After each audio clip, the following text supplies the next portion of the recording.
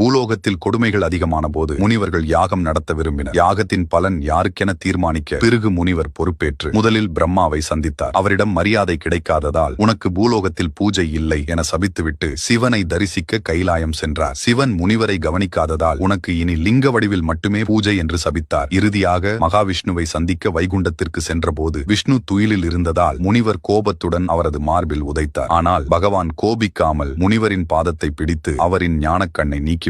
எட்டி உதைத்த நிலையிலும் தன்னை கண்டிக்காத மகாவிஷ்ணுவுக்கே யாகத்தின் பலன் என்று முனிவர் முடிவு செய்தார். விஷ்ணுவின் மார்பில் வசித்த மகாலட்சுமி பிருகு முனிவர் உதைத்தும் கண்டிக்காத விஷ்ணுவின் செயலால் கோபித்து பூமியில் ஆகாசராஜனின் மகளாக பத்மாவதியாக அவதரித்தார். அவரை மணப்பதற்காக பெருமாள் வேடனாக பூலோகத்திற்கு வந்தார். திருமணத்திற்கு மன்னன் கோடிக்கணக்கில் தட்சணை கேட்டதால் பெருமாள் குபேரனிடம் கடன் வாங்கினார். அப்போது வாங்கிய கடன் இன்று வரை தீராததால் பக்தர்கள் கோடி கோடியாக காணிக்கை செலுத்தினாலும் ஏழுமலையானின் கடன் முடிவுக்கு வரவில்லை.